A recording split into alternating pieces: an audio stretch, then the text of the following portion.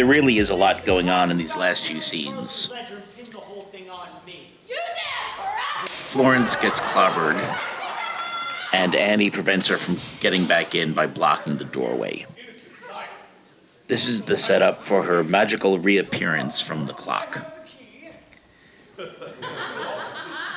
So at this point, the door still needs to be secure because there's a lot of physical action going on with it, although it's going to have to come off its hinges in just a few minutes. Not until it is done. It's over, Inspector. I can prove your guilt in a second. I have the evidence upstairs in the safe in my study.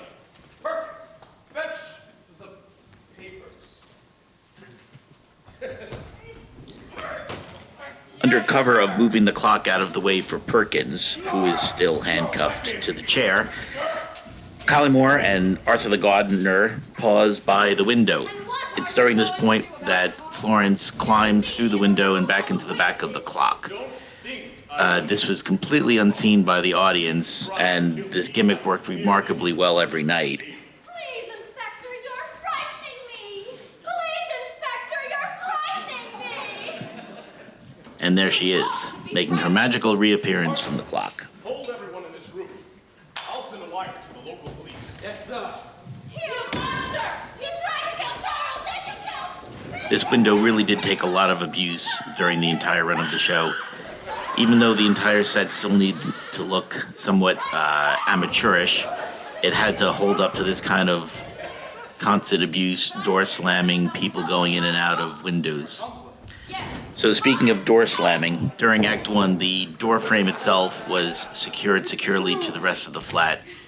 Those screws are removed during the intermission and are then held with the use of two rotolocks that Allie just removed the lock from.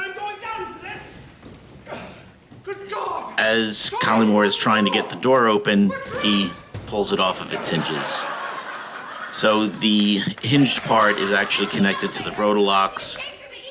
Those rotolocks are connected to the flat, which makes the whole thing secure enough for all the door slamming.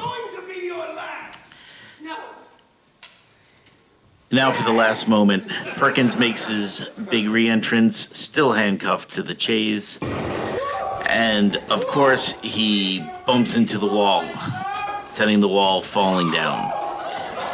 The wall is actually hinged to the floor so that it falls in precisely the same place every night.